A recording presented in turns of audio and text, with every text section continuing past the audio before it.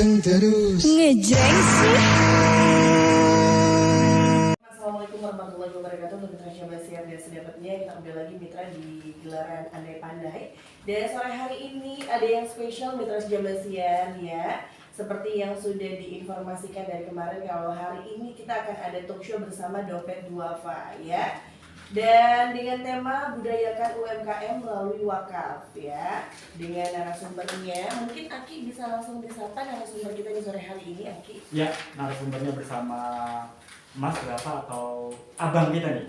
Berapa tadi? Boleh Mas, boleh. Oh, Boleh, Mas. Mas. Mas Ali Bastoni sebagai GM Literasi dan Penghimpunan Wakaf. Gimana kabarnya Mas Ali? Alhamdulillah sehat. Sehat. Alhamdulillah. Ini kayak kurang ini. Oh ya, kurang apa? Kurang dekat. Kurang keras suaranya. Coba sekarang sudah Oke, sudah lantang. Sudah lantang. Oke.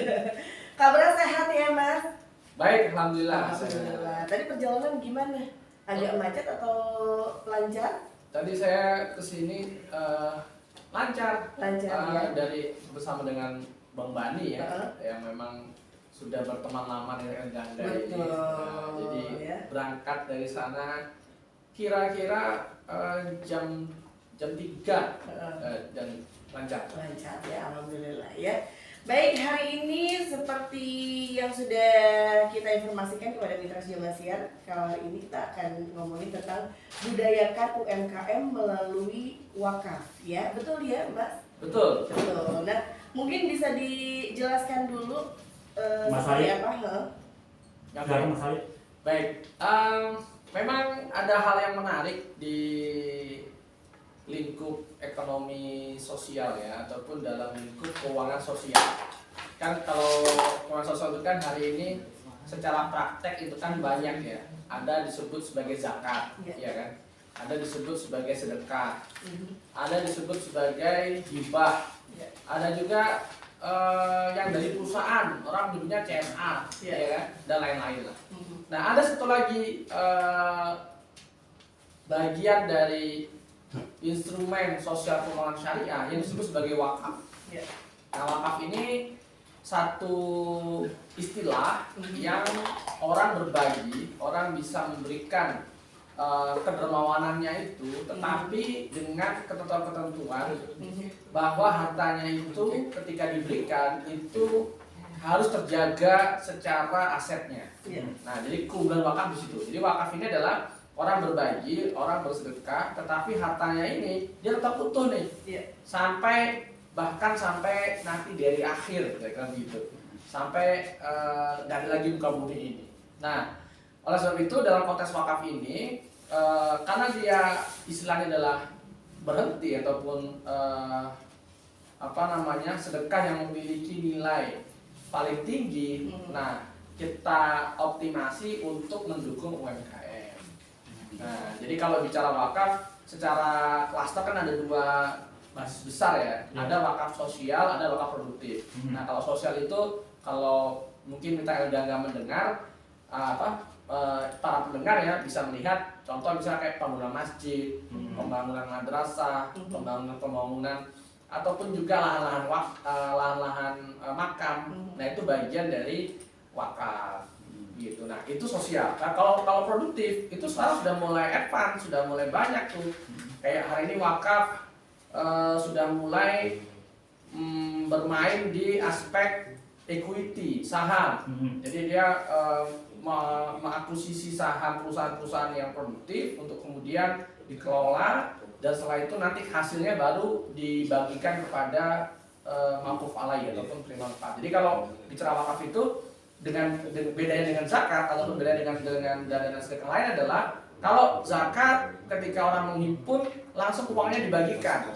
Kalau wakaf tidak. Kalau wakaf orang memberikan wakaf, tetapi wakafnya harus dikelola dulu, ditumbuhkan dulu, ataupun dikomersilkan.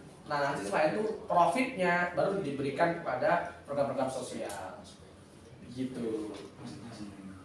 Iya. Baik, untuk Mitra Syabasiar, bagi Mitra yang ingin bertanya ya, silakan aja Mitra bisa ikutan bergabung di nomor WhatsApp di 0813 kali 86003. Melalui telepon on air juga melalui WhatsApp chat ya. Silakan aja Mitra Syabasiar. Dan langsung Ki, ke Ya, pertanyaan. Mas Ali, bagaimana peran wakaf dalam memajukan sektor UMKM Mas Ali?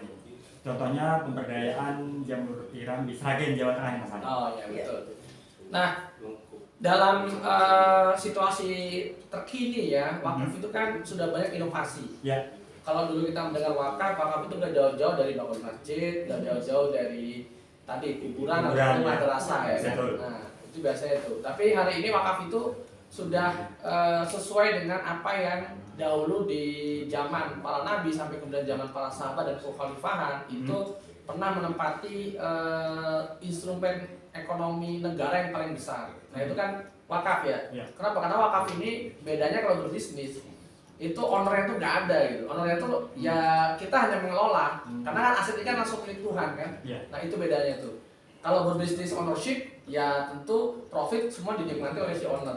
Tapi kalau dalam konteks wakaf ini profit itu harus dikembalikan kepada masyarakat. Nah, dalam hal ini salah satu yang berjalan tadi terkait dengan jamur tiram yang ada di Sragen itu inovasi wakaf dengan produk bank. Jadi kita ada namanya cash wakaf link deposito, disingkat CWLD itu. Nah, cash wakaf link deposito itu bagaimana? Ini cara kerjanya begini. Jadi orang berwakaf, tapi wakafnya itu sementara, temporer atau berbatas waktu. Nah, wakafnya sementara ini itu kemudian diwujudkan dalam bentuk membeli deposito ataupun membuka akun deposito. Nah, setelah itu dalam wakaf ini kemudian diberikan deposito kan ada return kan, ada imbal hasil tuh. Nah, imbal hasilnya ini enggak dinikmati oleh si pemberi wakaf, tapi imbal hasilnya ini kemudian yang dialokasikan untuk program pembangunan dan juga program penguatan jamur tiram yang ada di Sragen. Dan alhamdulillah tuh kemarin di akhir bulan kita barusan meresmikan kumbung ataupun jamur tiram kan ada kumbung ya, kayak gubuk gitu, kayak rumah gitu. Kapasitas 10.000 backlog. Kita barusan meresmikan yang kedua setelah backlog setelah kumbung pertama. Nah, dan secara pokok wakaf alhamdulillah itu terhimpun lebih kurang di 1,4 miliar. Ini pokoknya nih, maksudnya yang didepositokan nih. Nah, returnnya itu imbal hasilnya itu lebih kurang di 90 jutaan. Dan inilah kemudian yang dipakai untuk mendukung UMKM. Nah, di keunggulannya dalam program ini adalah si pemberi wakaf itu kan nanti 2 tahun uangnya bisa diambil lagi, iya kan? Jadi dia ini inovasi ini adalah kayak kita yang ingin berbagi tetapi uangnya tetap utuh. Nah ini juga bisa jadi pilihan nih dalam konteks wakaf berjaka ini, iya kan? Nah yang kedua juga ini juga bagian dari inovasi bagaimana supaya wakaf itu yang dahulu dikenal sebagai ibadah yang berat, kan selalu tuh berpikir wakaf itu tanah gitu ya, tanah sekian meter, kalau di kampung ya hektar kan gitu berat tuh, atau rumah mewah misalnya, atau rumah yang sudah banyak kan berat. Nah ini kalau hari ini misalnya kita punya harta mungkin masih belum secara jumlah banyak, tapi kita bisa berwakaf dengan skema-skema seperti cash wakaf di deposito ini. Begitu. Berarti ini bikin sesuatu yang beda yang kalau biasanya kalau kita berwakaf itu masjid gitu ya, makam gitu ya. Dan ini sesuatu yang berbeda. Berarti sama aja kayak kita berinvest ya sih. Betul. Nah makanya wakaf itu dalam kultur ataupun dalam klaster ibadah ya dalam konteks Islam itu masuk dalam ruang investasi memang.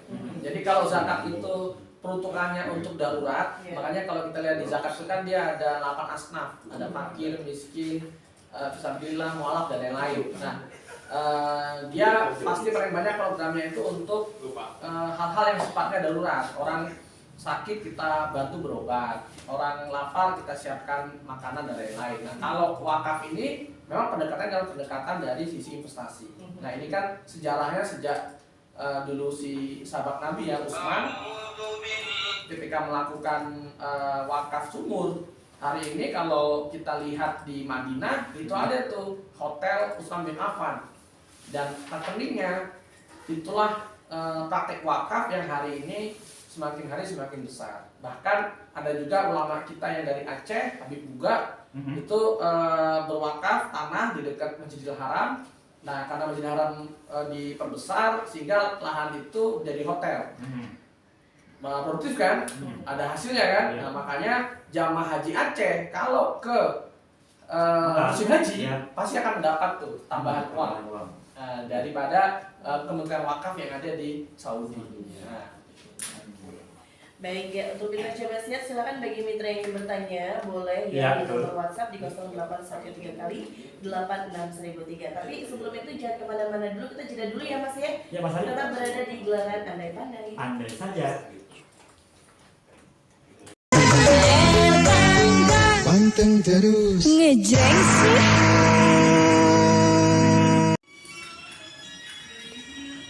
Gue yang hilang nih.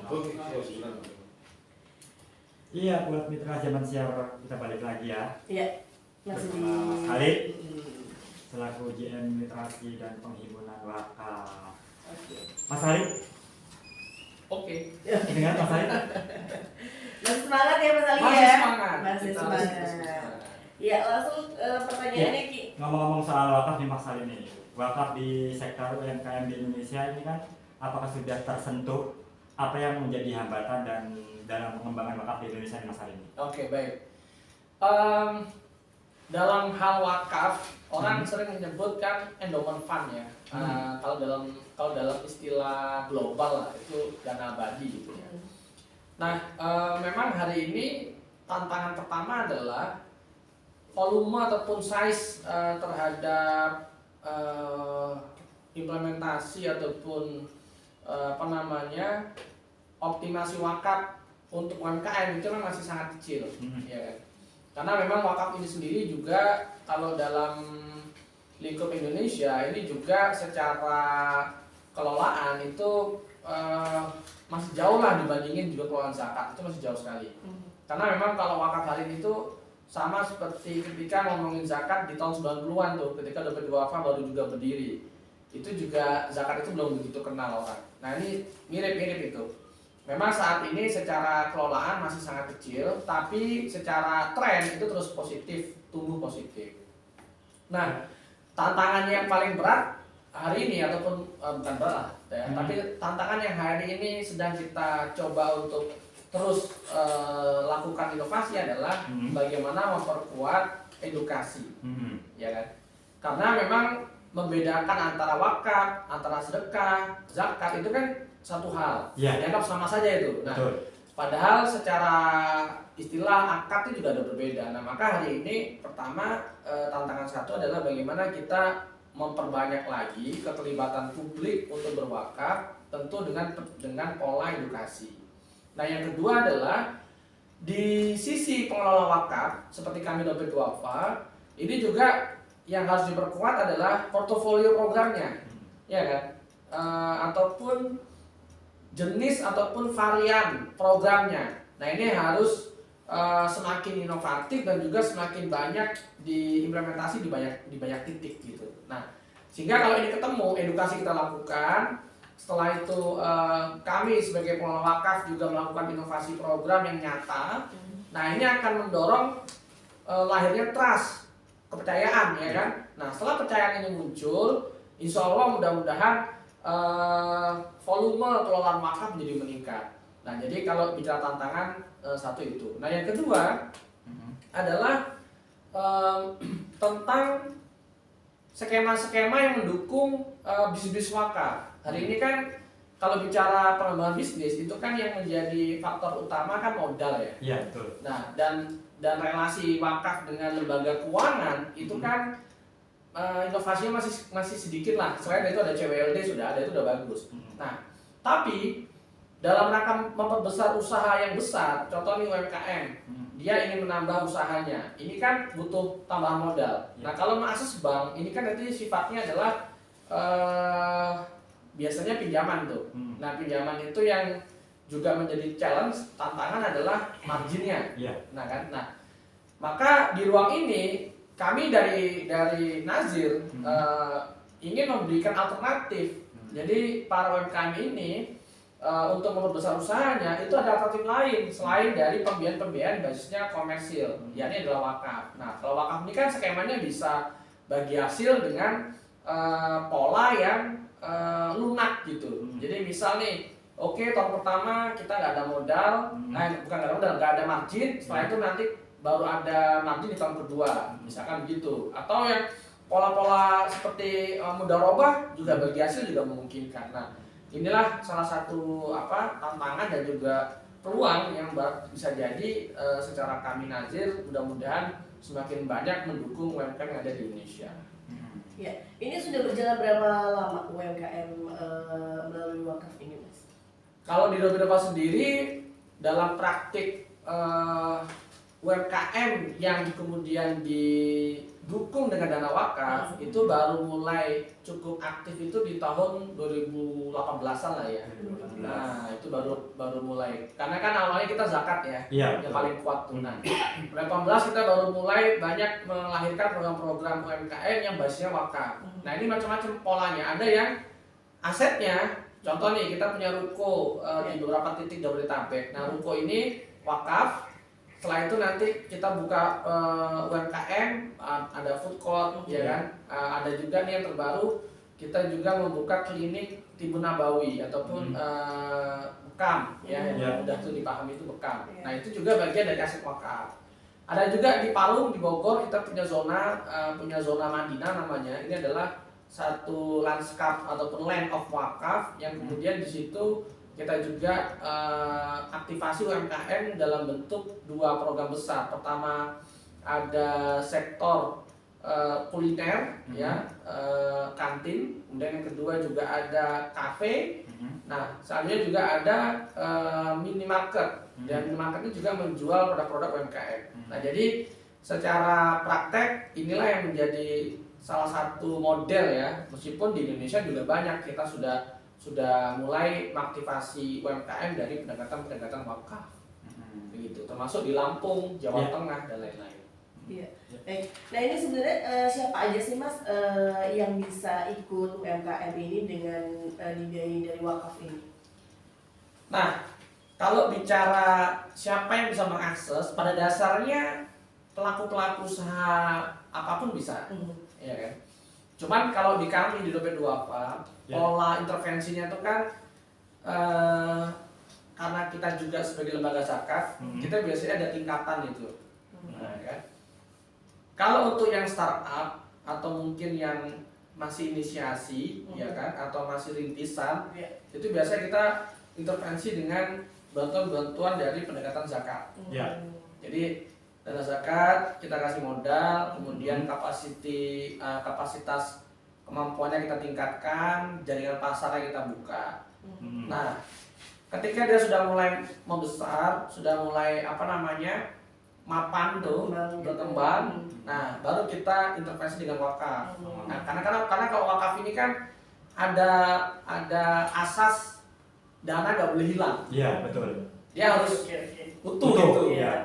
Harus abadi tadi kan. Nah, maka kalau untuk yang high risk ini kan berisiko ya bagi kami Nazir karena harus mengganti dana itu kalau nanti secara kelolaan ternyata rugi dan lain-lain. Nah, kecuali kalau dibentuk aset itu lebih aman memang. Misalnya wakaf belikan tanah itu aman karena tapi kalau dalam bentuk modal kan ini ada risiko di situ.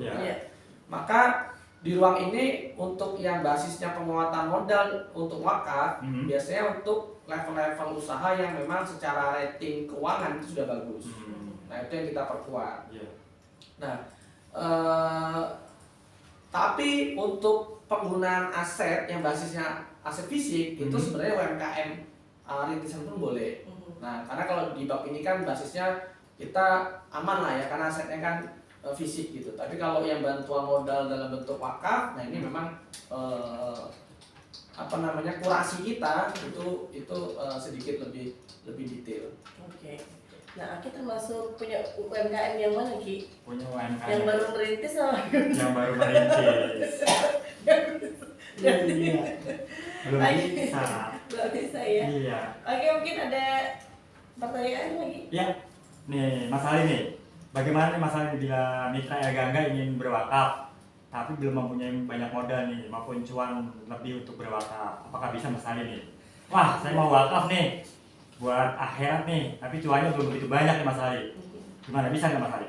Nah, pada dasarnya karena hari ini sistem teknologi juga sudah mulai berkembang, jadi wakaf itu sudah tidak lagi prosedural yang sangat kaku gitu ya. Memang kalau untuk berwakaf aset, nah ini memang secara prosedur harus tertib karena kalau aset ini kan lingkup keterkaitan itu luas. Jadi ada ahli waris di sana, ada kalau istilah jual beli itu ada pejabat pembuat akta tanah. Kalau wakaf dia KUA itu yang buat tuh. Kemudian sampai kepada tidak sengketa dan lain-lain. Kalau memang untuk aset memang lebih sedikit membutuhkan prosedur yang memang harus rapi karena itu berkaitan dengan aset. Tapi kalau untuk wakaf yang uang, ya kan, yang basisnya adalah melalui uang, itu sangat simpel, ya kan. Yang pertama, para mitra gangga ya 100,3 FM itu bisa melihat program apa yang akan didukung dengan pendekatan wakaf. Nah, di Dompet Duafa itu kita punya platform menu digital Dompet Duafa. Nah, nanti di situ bisa dilihat program-program wakaf yang secara deskripsi, secara visualisasi dan juga secara penjelasan program itu bisa dibaca. Nah, secara umum lingkup program kita itu tadi ada sosial dan produktif. Nah, kalau sosial kita hari ini sedang banyak membangun beberapa tempat ibadah ya, terutama di pelosok. Nah, ini salah satu kontribusi wakaf yang secara khairi, secara langsung dinikmati oleh si masyarakat untuk beribadah. Yang kedua juga sumur air bersih. Nah, itu juga banyak kita sudah menentukan beberapa rencana untuk membangun sumur di titik-titik yang ada di Indonesia. Nah, ini kalau mau terlibat gampang, tinggal nanti diklik dari platform itu, setelah itu bisa bertransaksi mulai dari 10.000, ya 10.000 sampai seterusnya lah. Nah, itu bisa. Nah, yang kedua di sektor produktif juga ada program-program yang kita hari ini sedang rilis. Kami juga lagi membangun asrama santri yang ada di Lido, Lido di Sukabumi ya. Itu nggak jauh, titiknya lahan kita itu nggak jauh dari nanti yang akan menjadi MNC Land itu, yang Disneylandnya Indonesia itu. Nah, di situ sudah beroperasi hari ini pesantren itu ya. Cuman memang kalau belum punya asrama, jadi mereka masih menempati aula masjid. Kita buat dalam bentuk ranjang-ranjang untuk bertingkat begitu. Nah, belajarnya masih di masjid. Nah, memang ini santrinya semuanya pria.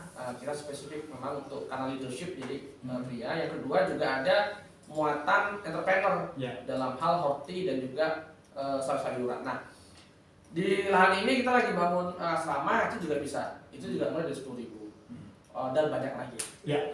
Oke, Mas Ali. Baik, nanti kita lanjut lagi nih Mas Ali, ngobrol semakin seru nih ya. Nah, buat Mitra Jabar Siar, jangan kemana-mana, kita jeda dulu sebentar, tetap berada di Gelaran Andai Pandai. Andai saja. Gelaran Andai Pandai. Panteng terus. Ngejreng sih. Iya, kita balik lagi masih bersama Dompet Duafa dengan Mas Ali. Mas Ali, gimana Mas Ali? Iya. Semangat? Alhamdulillah. Mas Ali, misalkan kalau ada mitra dagangan Mas Ali nih, pengen tahu kalau mau wakaf kemana sih? Ada rekeningnya kah? Atau apa situs online-nya? Oke, gimana websitenya? Ya, kalau untuk kalau untuk situs online tadi saya sudah bisa menyampaikan satu platform namanya digital.dompetduafa. Kalau ingin lebih dalam juga mengetahui tentang informasi, kayaknya saya nggak biasa pakai platform. Saya biasanya pakai m-banking, langsung transfer.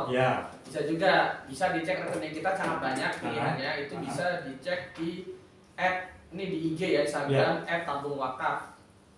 Indonesia, ya, @tabung wakaf Indonesia. Atau juga di @Dompet Duafa OFJ. Nah, itu bisa dicek di sana. Insya Allah, kalau juga ingin scroll lebih lanjut di Google juga bisa dengan web dompetduafa.org.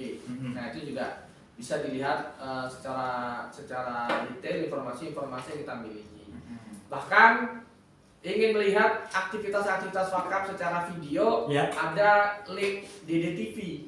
Nah, di sana juga tinggal klik aja wakaf, nanti akan muncul beberapa aktivitas-aktivitas wakaf yang Dompet Duafa telah lakukan. Tentu atas dukungan publik ya, ataupun mitra yang ada di Indonesia. Gitu. Nah, mudah sekali. Iya benar. Nah begitu ya buat mitra Gangga ya.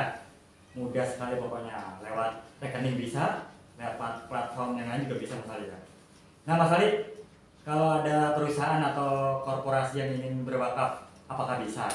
Lalu bagaimana caranya? Nah ini, kemarin hari Senin, saya barusan kedatangan tamu dari para riset lah ya, riset dari UI, FEB UI. Nah, ada Bu Lisa, ada Bu Tika, ada beberapa rekan doktor itu. Nah, yang kemudian mengulik tentang kontribusi CSR untuk gerakan wakaf. Nah, itu temanya itu. Karena memang secara regulasi kan belum ada spesifik ya. CSR itu di mana itu ya hanya kegiatan sosial. Contoh bikin bangun jembatan dia selesai. Atau ngasih sembako atau hitanan dan lain-lain gitu. Nah, tapi bisa nggak CSR itu kemudian diperlakukan untuk mendukung program wakaf? Karena kalau begini secara tujuan berarti kan goals ataupun tujuannya itu agar dana sosial yang digelontorkan itu umur manfaatnya lebih lama. Karena kalau wakaf berarti kan dia harus menjaga asetnya. Contoh nih, anggaplah perusahaan A gitu ya, menyerahkan alat kesehatan. Karena kami punya rumah sakit wakaf hari ini di Indonesia tuh 7 lebih kurang, 7 ya hari ini, dan itu salah satu pendukung utama untuk alat kesehatan itu dari CSR. Nah, anggap perusahaan A memberikan alat ventilator misalnya, ventilator itu di ICU itu. Nah, kalau dia dikelola dalam skema CSR, begitu ventilatornya rusak kan selesai. Misalnya umur ventilator 10 tahun, ya udah selesai kan. Otomatis secara komunikasi, secara brand hilanglah itu karena udah disimpan ke gudang. Tapi kalau aset tadi itu CSR tadi diserahkan ke Dompet Duafa dengan skema wakaf, maka di situ Dompet Duafa akan menjaga aset tersebut sampai selama-lamanya. Nah, makanya akan berbeda tuh cara pelakuannya itu. Kalau begitu otomatis saat kami menerima ventilator, maka kami nazir, yang nazir itu pengelola wakaf. Nah, itu akan melakukan skema keuangan untuk mencadangkan dari minimal dari nilai penyusutan itu aset. Jadi anggap aset ini usianya 10 tahun, harganya anggaplah 400 juta, maka kita akan hitung dengan proyeksi inflasi dan lain-lain, ya, dengan juga proyeksi margin atas penggunaan alat ini. Nah, itu kita akan cadangkan tiap tahun. Jadi nanti begitu nilai ekonomisnya habis, maka nazir atau pengelola wakaf bisa membeli kembali alat yang sama. Sehingga kontribusi perusahaan tadi itu akan selama-lamanya kan ada. Kan jadi alatnya ada lagi, rusak ada lagi kan begitu. Nah, itu kemarin itu yang kita bahas dengan para riset dari FEB UI ya. Dan ini menjadi sangat menarik Mas. Karena apa? Karena akhirnya perusahaan-perusahaan tadi kalau mengetahui hal ini itu lebih memilih. Karena aktivasi brand dia jadi umurnya lebih lama. Iya, tapi Mas kalau misalnya ini ada orang yang ingin berwakaf, yang berdayakan UMKM gini ya, tapi kita tuh hanya memiliki tanah gitu untuk diwakafkan. Nah, ini bisa apa enggak untuk kesini? Nah, apa masuknya ke zakat atau gimana? Iya, kalau orang berarti dia punya lahan ya, dia punya lahan ingin berwakaf dan untuk UMKM. Nah, itu sangat bisa. Tadi saya menceritakan yang di zona Madinah, yang ada di Parung itu lahan wakaf. Habis itu di atas lahan itu didirikan food court, semacam food court. Jadi ada beberapa menu lah ya. Juga bisa. Jadi kalau ada yang mau itu sangat bisa kita assessment, bisa kita lakukan studi lah ya. Apakah ini cocoknya apa? Bahkan lahan ini bisa macam-macam. Bisa jadi UMKM zona UMKM, punya Serang misal, atau bisa menjadi lahan kontrakan. Nah, kita juga ada tuh wakaf jadi kontrakan. Oh bisa. Rumah kontrakin kan. Nanti hasilnya yang dibagi untuk masyarakat. Nah, gitu hasilnya profitnya. Nah, pada dasarnya bisa gitu. Nah, bahkan dari lahan juga dari lahan kemudian kita buat untuk greenhouse untuk tanaman melon tuh, buah melon yang premium. Nah, kenapa premium? Karena harganya lebih bagus, ya kan? Nah itu kita tanamkan, termasuk juga buncis kayaknya juga secara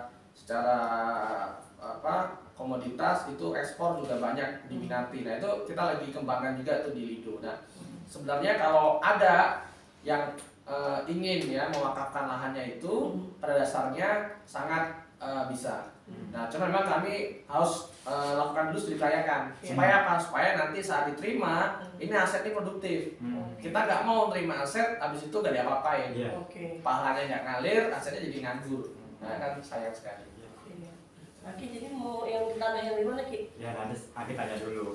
Mas Ali tadi kan di Lido ya, di Lido ada pesantren. Terus kan di Seragen kan ada jamur tiram. Iya betul. Nah sekarang yang dikerjakan yang di wilayah mana lagi Mas Ali?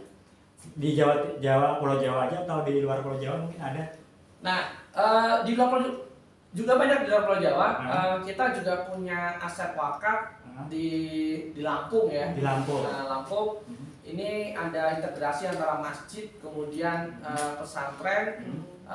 Juga kita set up juga badan ekonomi untuk masjid, yaitu di Budi Kemuni. Di luar Jawa juga ada di Ronting. Ronting itu Nusa Tenggara Timur ya. Oh, NTT. Ya. Nah, di Ronting ini kita ada lahan wakaf itu lebih kurang mungkin 10 hektaran, masih kurang ya. Nah, dan ada masjid di sana, Masjid Kubah Merah Putih. Kemudian kita buat itu dari dana publik juga. Kemudian ada juga lahan yang kemudian itu digunakan usaha sentra sapi. Nah, jadi dia peternakan sapi. Yang itu hari ini alhamdulillah setiap kurban ya ibadah kurban itu setiap haji itu kita bisa memotong ya. Jadi kita menghimpun kurban di sini di kota, kita potong di daerah sana itu sampai 100 ekor sapi. Nah, dan alhamdulillah ini juga kita akan kembangkan destinasinya menjadi semacam desa wisata ataupun semacam desa produktif. Nah itu beberapa titik yang ada di luar Pulau Jawa. Berarti hampir seluruh Indonesia. Bahkan di Makassar juga ada. Nah, tuh lebih banyak lagi berarti ya. Oke, baik kita jeda dulu ya Mas Ali ya. Buat Mitra Jamasian juga nanti kita balik lagi. Jangan mana-mana tetap berada di Gelaran Andai saja. Panteng terus. Ngejreng sih.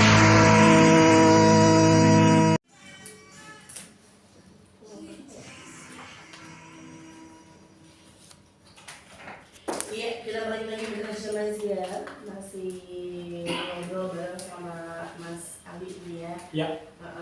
Aki mungkin langsung. Ya, Mas Ali. Misalkan ada bangunan yang tidak terpakai, Mas Ali dari Mitra Gagan, Mas Ali. Bisa nggak Mas Ali diberdayakan melalui program wakaf nomor 2? Misalkan, wah punya kontrakan nih, nganggur, itu atau rumah Mas Ali, misalkan bangunan tak terpakai, bisa Mas Ali? Ya, dalam praktek hari ini yang berjalan, hal itu juga sudah ada di Depok. Ada di Depok rumah ya dia seorang profesor ya, guru besar di kampus ternama di Indonesia juga, punya rumah di perumahan lah. Nah ini rumahnya ini karena mungkin nggak ditempati ya dan lain-lain sehingga diwakafkan. Dan alhamdulillah itu sudah berjalan hari ini menjadi rumah tahfiz. Itu juga ada itu di Depok. Nah, ada juga di daerah, di beberapa cabang kita ya, skemanya itu dia sementara wakafnya. Jadi begini, saat ini karena yang bersangkutan ini sedang bekerja di luar negeri, jadi asetnya ini nggak termanfaatkan, artinya nggak ditempati kan. Nah, penugasan kan biasanya 5 tahun gitu ya. Nah, itu diwakafkan dengan skema sementara. Jadi dia temporer saja. Nah, itu juga ada. Jadi, nah biasanya kita akan analisa, oh ini kalau sementara kita akan jadikan misal jadi rumah belajar untuk siswa tidak mampu, misal, atau tadi kayak tahfiz, atau mungkin sebagai sanggar budaya, misalnya dan lain-lain lah. Nah itu banyak. Jadi kalau mitra ganda ada yang memang secara aset, apalagi kalau asetnya strategis ya, kita senang sekali. Misal di Jalan Protokol gitu ya, Jalan Bekasi sini kan. Nah, oke, titiknya itu kita akan berusaha mengoptimasi hal itu sehingga menjadi produktif. Nah, memang praktek-praktek seperti ini tuh udah biasa. Jadi kalau nanti ada pendengar Elgangga yang berwakaf dalam bentuk aset, bisa rumah, bisa ruko, bisa tanah, ataupun juga royalti juga bisa itu. Kalau misalkan dia punya produk seni ya, itu juga bisa. Jadi memang sekarang itu berwakaf itu dalam hal apapun ketika dia itu memiliki nilai itu bisa. Kalau kendaraan sendiri Mas Ali, misalkan punya kendaraan nih, wah lebih nih, bisa nggak Mas Ali? Bisa juga. Bisa ya. Kendaraan, bahkan nih punya mungkin kalau seperti haki ya, itu juga bisa, ya kan? Alat-alat kantor yang memang secara masih bagus ya, nah masih bagus bisa dipakai, itu juga bisa.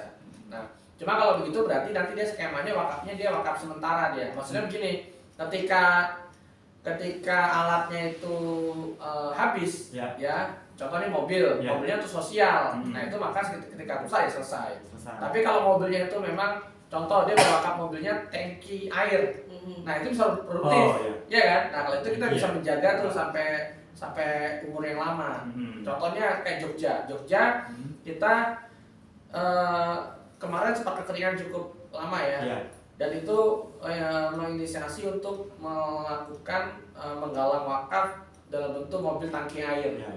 Nah ini karena dia skemanya tangki air, ini ketika musim hujan begini itu tetap produktif. Jadi dia jadi mensuplai air bersih untuk usaha-usaha galon ataupun juga air bersih ke titik-titik yang memang secara kegunaan itu juga banyak diminati di sana.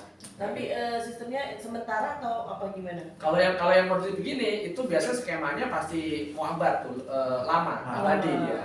Nah, kalau yang sosial tuh yang sementara biasanya kalau yang sosial tadi ketika memang secara biaya kita nggak cadangkan. Jadi begitu dia rusak aset wakaf itu, maka disitulah selesai hatam wakafnya. Ya. Baik. Ya, buat mitra teman share semuanya nih, mungkin waktunya sudah mepet banget ya buat mitra yang mau bertanya mungkin di lain waktu. Mungkin Mas Ali ada tambahan buat ya, boleh, mitra silakan Elgangga? tambahan Mas Ali. Baik, di akhir ini saya ingin sampaikan bahwa jadilah kita sebagai insan yang memiliki ibadah secara tingkat ataupun level itu terbaik. Dan wakaf ini adalah salah satu dari banyak cabang ibadah, salah satu bagian yang insya Allah ini akan menjadi manfaat hingga nanti usia kita tutup atau hingga tutup usia. Kenapa? Karena wakaf ini ketika masih digunakan, ketika masih dimanfaatkan, maka pahala yang terus mengalir selama-lamanya. Jadi meskipun usia kita udah nggak ada lagi, kita udah menghadap Allah Subhanahu wa Ta'ala ataupun kita sudah meninggal, ya kan? Tapi kalau ketika kita ada harta wakaf yang masih bermanfaat, insya Allah itu menjadi tambahan amal kita. Dan itu hadisnya ada. Sesungguhnya pertama, ketika Anda memberikan yang soleh, dia mendoakan. Kedua adalah ketika Anda memiliki ilmu yang bermanfaat, ketika ilmu itu diajarkan kemudian bermanfaat, itu juga menjadi pahala kita. Dan terakhir adalah sedekah jariah. Inilah wakaf. Jadi mudah-mudahan para pendengar yang gangga dimanapun berada, sebisa mungkin berwakaflah. Ya. Karena sekarang wakaf itu nggak harus punya tanah lebar, nggak harus punya rumah yang berlebih gitu, karena 10.000 udah bisa berwakaf. Iya. Demikian, assalamualaikum warahmatullahi wabarakatuh. Iya. Ya, buat mitra Jaman Sehat, demikian talk show kita bersama Mas Ali. Iya, Ya. dari dompet Duafa ya. Oke, kalau gitu jangan kemana-mana mitra Jaman Sehat, nanti kita akan balik lagi masih di Gelaran Andai Pandai. Andai saja